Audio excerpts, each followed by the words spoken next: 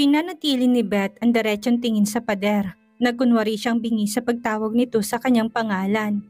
Sa totoo lang, ay hindi sana siya pupunta, pero hindi niya matiis ang kambal. Sinubukan niya ngang magpahuli at baka sakaling tapos na ang meeting pagkarating niya pero mukhang hindi pa nagsisimula. Kakapalan na niya ang mukha at kukunin ng pagkakataon upang pakiusapan ito. "Are you hungry?" Tanong nito bigla, tipid siyang umiling. Hindi naman kasi siya gutom, nakakain naman siya bago umalis. Hindi ang tiyan niya ang problema niya kundi ang kabog ng kanyang dibdib. Hindi na siya ulit nito tinanong. Nakabibinging katahimikan ang namuo sa kanila. Pati na rin ang kalamigan ng paligid ay naramdaman niya.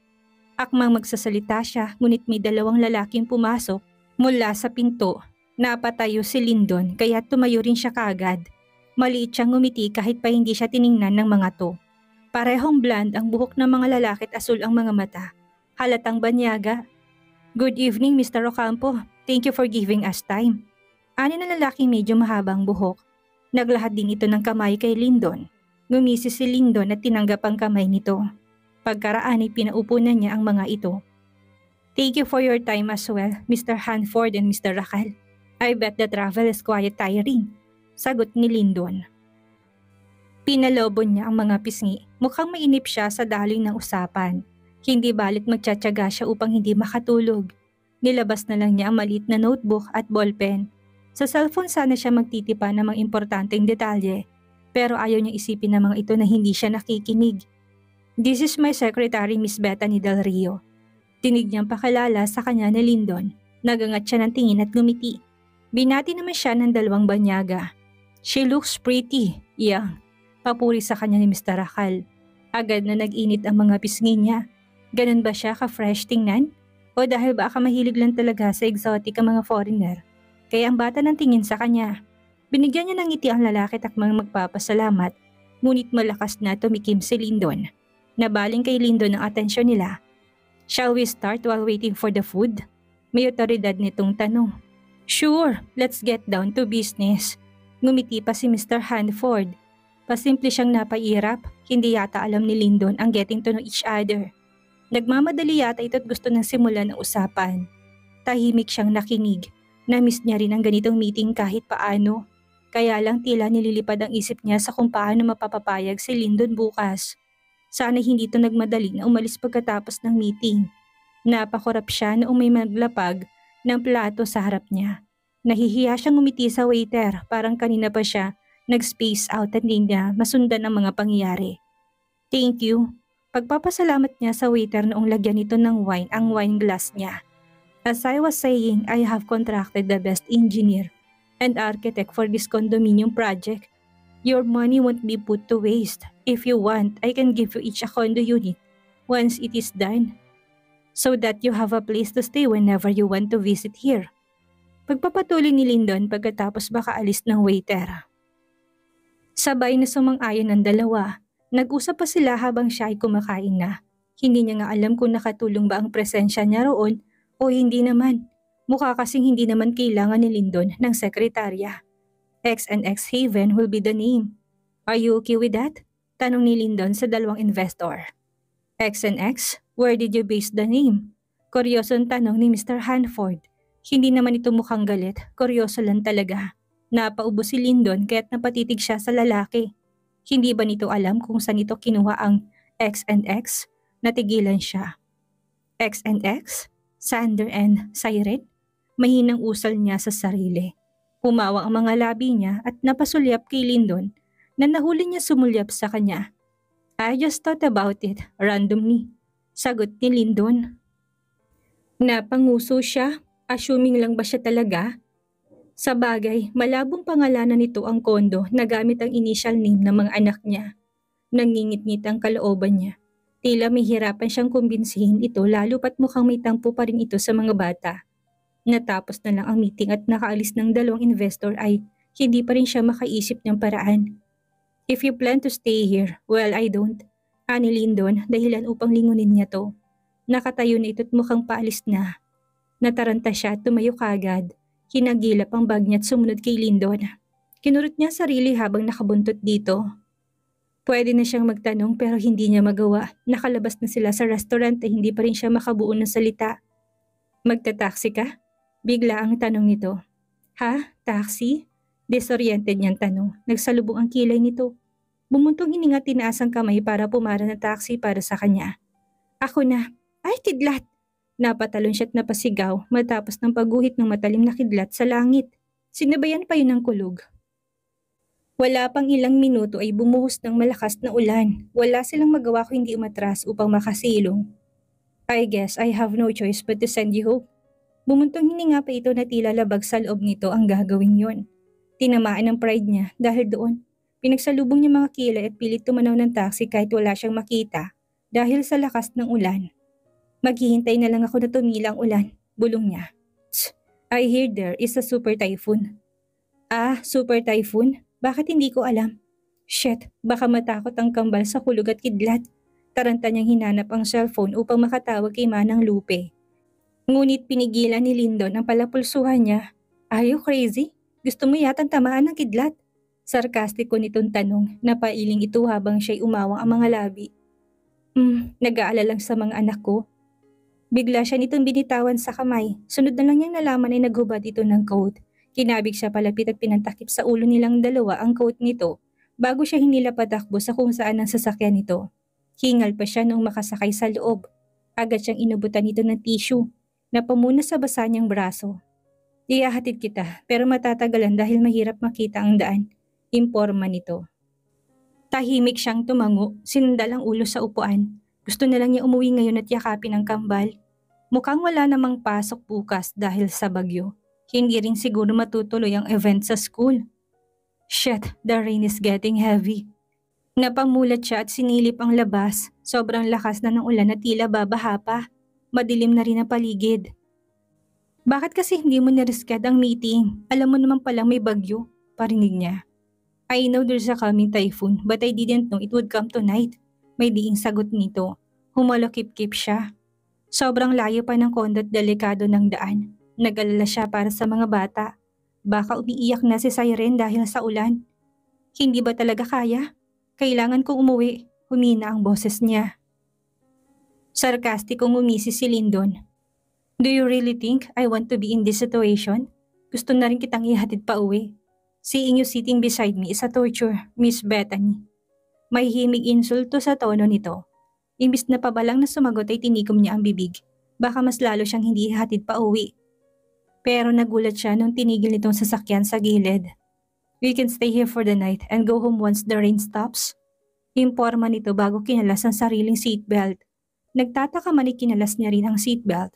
Nagmamadaling lumabas na sasakyan si Lindon. Napamaang pa siya nung pagbuksan siya nito ng pinto. Kahit pa nababasa ito ng ulan. Go out, faster Beth. Pareho tayong lalagnatin kung hindi ka pa lalabas. Hindi na niya ito pinatapos. Lumabas siya kagad habang hinila nito kagad ang kamay niya papasok sa isang building. Hindi mo ko ihahatid? Hindi siya pinansin ni Lindon at hinila lang siya papasok sa loob. Lindon, ano ba? Pilit niyang binawi ang kamay kahit pa nanginginig na siya sa lamig. Basa pa man din ang mga damit niya. Just shut up for the meantime, Beth. Dito muna tayo sa motel. Promise, papauwi na kita kapag tumigil ng pagbuhos ng ulan. May gigil nitong sagot sa kanya na tila ubos na pasensya. Motel? Yun lang yatang pumasok sa kokote niya sa dami ng sinabi nito. Sa dami ng hotel sa paligid, bakit sa motel pa? Bakit dito? May hotel naman sa kabila, Lindon. Protesta niya. Nasa loob sila ng maliit na kwarto pero parang gusto niya na lang manatili sa kalsada. Pinalibot niya ang tingin sa loob ng kwarto. Ang sikip noong tignan, lalo pat kasama niya si Lindon na malaki ang katawan. Ang dingding ay luma na ang pintura tila ang kisame na babasa pa ng ulan. Paglingon niya sa kamay napakalit noon, tsak na hindi sila kakasya. Sa labas na lang ako, ayoko dito. Mahina niyang usal.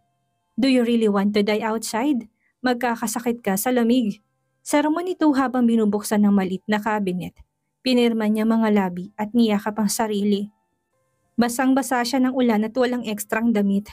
Magkakasakit pa rin siya kahit pa nasa loob na siya ng kwarto. Bakit nga kasi dito? Pwede namang sa hotel sa kabila, parinig niya. Dinig niyang sinara ni Lindon ng cabinet. Pagangat niya ng tingin ay nakalahad na sa harap ng isang dirty white na roba. I won't take the risk to drive the opposite way, Beth. Ang dilim ng daan.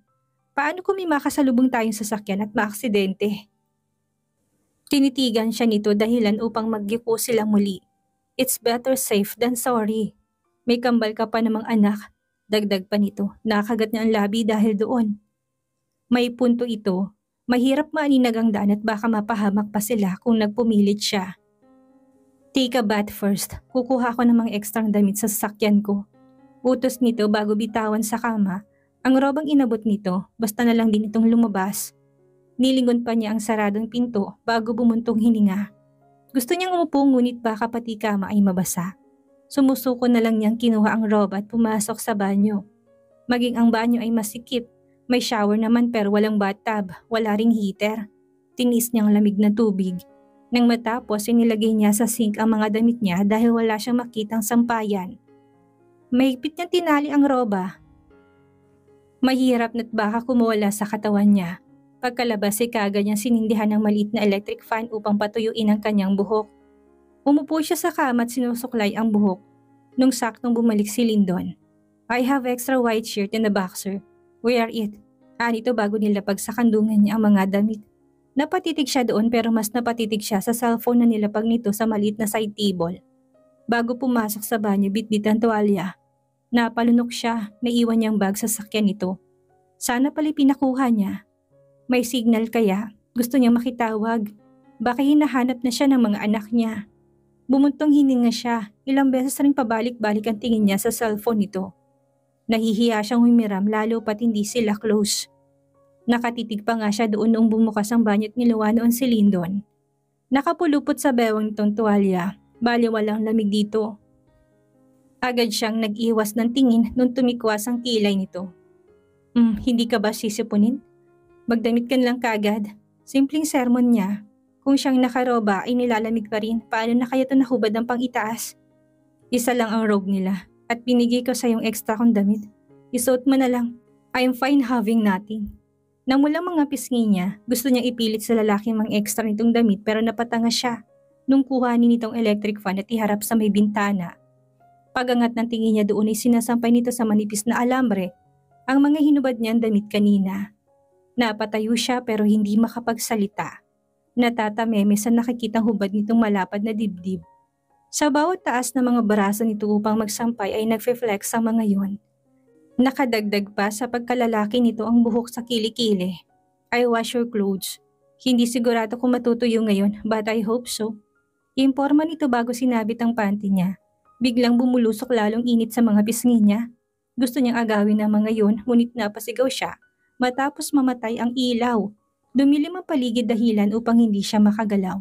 Pilit niyang sinanay ang mga mata sa dilim. Hanggang sa maaninag na niya si Lyndon, lumakad ito malapit sa side table at kinuha ang cellphone. 10% battery life. Is it okay with you if I won't open the flashlight? We need to save the battery so we can make calls tomorrow. Binuksan pa nito ang cellphone dahilan upang makita niya seryoso nitong muka mula sa liwanag ng cellphone. Kumibit balikat siya at umupo ulit. Hinanap niya ang mga ekstrang damit nito. Nilagay sa kama at inusog palapit sa lalaki. Wear those, Beth. Malamig. Utos nito. Binitawan na nitong cellphone at sumandal na lang sa lamesa. Mas komportable ako sa roba. Ikaw na lang ang magsuot niyan. Kinapa niyang tali ng roba upang masigurong mahigpit ang pagkakatali nun. Okay na siya doon. Ayaw naman niyang magkasakit si Lyndon. Dinig niya ang bumuntong hininga ito at kinuha ang mga damit. Pero hindi nito sinuot, tinabi lang sa mesa. Marie called you? Tanong nito bigla, nagyuko siya. Mukhang hindi nito palalagpasin ang pag-attend niya sa meeting. She's sick, nakiusap siya sa akin. Gusto niya itong lingunin, ngunit hindi niya makayanan ng mariin itong titig na ramdam niya sa kanyang balat. You are fired already, Beth. Bakit ka pa rin pumunta? Para siyang ginisa sa tanong nito. Kinutkot niya ang mga daliri, kinagat ang labi. Pagkakataon na niya para sabihin ang dahilan. Huminga siya ng malalim at pilit nilabanan ang kabang nararamdaman. May family event kasi yung mga bata bukas. Tinanong nila ako kung pwede kitang imbitahan na maging daddy nila bukas. Pumikit siya ng mariin. Nasabi na niya pero wala siyang marinig na reaksyon dito. Siguro nga ay ayaw na nito. Pero dahil may bagyo, baka na-reschedule ang event. Bawi niya. "Do you want me to pretend as their daddy?" Pagkumpirmang tanong nito, muli siyang napatay tumugot ng lakas ng loob. Kung kailangan na magmakaawa siya para pumayag ito'y gagawin niya. Humakbang siya palapit sa lalaki at handa nang lumuhod, ngunit mabilis nitong napigilan ang bewang niya. "What are you doing?" May diin na tanong nito. Kahit madilim ay nagsalubong ang tingin nila. Ramdam niyang may bahid na galit ang tingin nito. "Luluhod? Magmamakaawa para pumayag ka?" Sandali itong natigilan, ngunit napasinghap siya nung tuluyan itong hapitin ang kanyang bewang at idikit siya ng buo sa katawan nito. Napalapat ang mga palad niya sa dibdib nito, kahit malamig ay para siyang napaso dahil doon. Nagulat siya nung isandal itong noo sa kanyang balikat. Ramdam niyang init ng paghinga nito. "How dare you ask me to act as their father when you know I'm getting married?" Hinanakit nito, napalunok siya, may punto naman ito.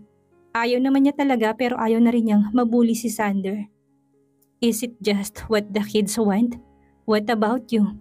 Do you want me to pretend to be their father?" Mahihinang tanong nito. Nagangat ito ng tingin dahilan upang magsalubong muli ang mga mata nila. Ramdam niyang humigpit ang hawak nito sa kanyang bewang na tila kinakabahan sa magiging sagot niya. "I want it, Beth. Gusto ko kung gusto mo." Umawang ang mga labi niya, nahatak yata ang paghinga niya. Kaya nitong kalimutang ikakasal na ito sa iba para lamang sa mga bata. Hindi niya inalis ang tingin kay Lyndon. Malamang na nababasa na nitong sagot sa mga mata niya. Nanginginig ang kamay niyang humawak sa balikat nito. "You missed me?" Pabiro nitong tanong, ngunit may kaseryosohan. Pumikit siya ng mariin, gustong pigilan ang sarili ngunit huli na. Sunod na lamang niyang naramdaman ay ang mga mainit at malalambot na labi ni Lyndon na sumakop sa kanyang mga labi. Malalim na naging halik nito na sinagot niya. Mahigpit siyang kumapit sa balikat nito. Bahala na kung saan siya tatangayin ng kanyang kapusukan. At that moment, sarili lang iniisip ni Beth ang kanyang kaligayahan at ang kasiyahan ng pagiging nasa ilalim ng spell ni Lyndon. Na walang Sheila, walang Malcolm at walang kasal. Mainit, nakakapasot, nakakadala. Marahan niyang kiniling ang ulo upang bigyan ng access sa kanyang leg si Lyndon. Mabilis siyang napayakap kay Lyndon matapos itong hapitin siya sa bewang. Dumantay pang ulo niya sa malapat nitong dibdib. Damang-dama niya mabilis at maingan na tibok doon. Napangiti siya. Dahil doon ngunit bumigat din ang paghinga niya matapos maramdaman ng kamay nito. "I don't remember a fiancé right now." Bulong nito na siyang nagpangisi sa kanya. "We're both sinner." Oh shit. Pinakawalan niya ang sarili sa anumang agam-agam. Sa oras na yon, wala siya sa ilalim nito hindi dahil may kapalit. Bukal ni pinagkaloob niya sarili hindi dahil sa anumang yaman o lupang ibibigay nito. Hindi para sa kambal at mas lalong hindi sa kanyang paghihiganti. Binigay niya ang sarili dahil gusto niya. Walang pilit at mas lalong walang kapalit. Ikinawit niyang parehong binti sa bewang nito matapos bumilis ang bawat galaw. Pareho silang naghahabol ng hininga sa nangyari. Bumagsak din ito sa kanyang itaas ngunit hindi niya ito tinulak. Dinantay pa nitong pisngi sa kanyang dibdib. Alam niyang ramdam na ramdam nitong mabilis at malakas na tibok ng kanyang puso. Hindi dahil sa pagod kundi dahil mismo kay Lyndon. Nangilid ang mga luha niya, noon niya lang naramdaman ng sobrang sayang makasama to. Silang dalawa't walang kahit na sino. Pansamantala niyang nakalimutan kung sino ba talaga siya. Pakiramdam niya malaya siya at walang sabit sa oras na yon. Tipid siyang napangiti, marahan niyang hinagod ang buhok nito at mabilis na pinatakan ng halikang pawisan nitong noo. Napaangat ang ulo nito at kaagad na tumutok sa kanyang tingin. Wala pang ilang segundo'y binuhat nito ang sariling timbang at bahagyang lumayo sa kanya. Hinabol niya pang mga balikat nito upang hindi sila maghiwalay. Nagkatitigan sila. Kitang-kita niya pa rin ang alab at kaseryosohan sa mga kayumangging mga mata nito. Ngunit nang patakan niya ng halikang gilid ng labi nito'y dumaan ang lambing sa mga mata ni Lyndon. "What's that for?" Ditong tanong nito. Malit siyang ngumisi. "For making love with me mindlessly." Mahina nitong natawa pagkaranang inayos muli ang mga binti niya sa bewang nito. Namilog ang kanyang mga mata habang ito'y ngumisi. "I think making love with you countless is the right time, baby." Masuyong tong bulong dahilan upang magtaasan ng bawat tibla ng buhok niya. Para siyang kiniliti sa tiyan sa pagtawag nito ng baby. Sanay siyang Beth ang tawag nito pero sa gabing iyon, baby siya nito. Napasinghap siya nang muli tong gumalaw. Kung nagre-rebelde ito sa sarili niya, mas nagre-rebelde siya dahil alam niyang Masasaktan niya ito sa huli kahit paanong gawin niya. Sa ngayon, gusto niya maging selfish dahil gusto niyang maramdaman ang tunay na saya sa kapiling niyang lalaki. Hindi siya sigurado kung gaano karaming natagpuan niya na lang ang sariling natutulog sa itaas ni Lyndon. Pero sa niyang gising, maayos na siyang nakahiga sa kama at nakayakap na tumula sa likod niya. Ang matipuno nitong braso ay kunikulong ang kanyang tiyan. Habang mahabang binti nito nakapatong sa kanyang bewang. Iwala silang kumot pero hindi siya nanlamig sa init ng katawan nito. Marahan niyang hinagod ang braso nito. Walang balak na gisingin. Pagsilip niya sa bintana ay wala ng ulan, ngunit makulimlim pa rin.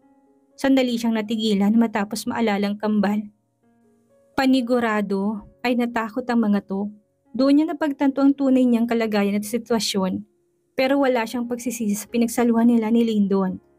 Kahit matapos ang araw, susubukan niya hindi maging bitter kahit pa bumalik na ito kay Sheila. Nakagat niya ang labi. Mali ang ginawa nila pero pakiramdam niya ay tama. Bumuntong hininga siya ngunit nangunot ang noo matapos malakas na tumunog ang cellphone ni Lyndon. Sunod-sunod na tila noon palang pumasok ang mga mensahe. Pagkaraan ay tumunog na ito sa isang tawag. Nalingat ito at humiwalay ng yakap sa kanya, doon siya napatitig sa kanyang tiyan. Para siyang nangulila nung maging libre yon sa yakap ni Lyndon. Napagtanto niyang kailangan na nilang bumalik sa bawat buhay nila.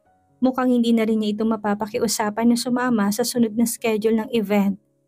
Akmang tatayo na siya para magbihis ngunit bumalik ang yakap nito sa kanyang tiyan. Napataas ang kilay niya. Hindi niya kasi ito narinig na nagsalita para sa tawag. Hindi ba nito sinagot? Who called you? Maingat ngunit malakas ang loob na tanong niya. Hindi siya nito pinansin at pinataka lang ng mga halikang balikat niya. Kumagat pa ng marahan doon ngunit pasimple siyang umiwas. Ayaw niyang umabuso, baka kailangan na rin ito sa bahay nila o baka kailangan ito ng fiancé niya. Sinong tumawag, Lyndon? Bakit hindi mo sinagot? Mas kalmado na niyang tanong. Marahas itong bumuntong hininga, dinantay pang noo sa kanyang balikat at tila ayaw nitong sumagot. Ngunit madin itong humalik sa likod niya bago nagsalita. Nothing important, but I miss a meeting today. So sino nga tumawag? Ayaw niya maging demanding pero gusto niya talagang saktan ng sarili kahit umiwas ito sa tanong. May idea na siya kung sino, bumuntong hininga ito at humigpit ang yakap sa kanya. It was Sheila but I didn't answer her. Mangungulit lang yun sa food cater. Baliwalang sagot nito, samantalang nagpalamig yun sa puso niya at nagpakuyom sa kanyang kamao. Are you jealous? Basag ni Lyndon sa kanyang katahimikan. Napapikit siya nung banayad na humaplos ang mainit itong palad sa kanyang tiyan. Pinakakalmaan ang lalamig niyang puso. Huminga siya ng malalim bago to hinarap. I'm not. Hindi niya na ituloy ang sasabihin nang salubungin siya nito ng malalim na halik. Bigo siyang kalmahan ang nararamdaman dahil lalo namang bumukso ang damdamin niya sa ginawa nito. Imbis na huminahon ay nagwala ang puso niya. Naglaban ang kanilang mga labi tila parehong nakalimot sa naging usapan. Kinakapusan siya ng hininga hindi lang dahil sa masikang banyo. Naisandal niyang pisngi sa pader sa pagod. Si Lyndon ay sinandal ang katawan sa kanyang likod. Pareho silang hingal. Itong una nakabawi, tinulungan siya nitong tumayo ng maayos at niyakap pa mula sa likod. Napapikit siya nung buksan itong shower at pareho silang mabasa. Walang nagsalita sa kanila, takot din siyang buksan ng usapan patungkol kay Sheila. Kahit alam niyang mali silang dalawa, pansamantala niyang kakalimutan ang tama.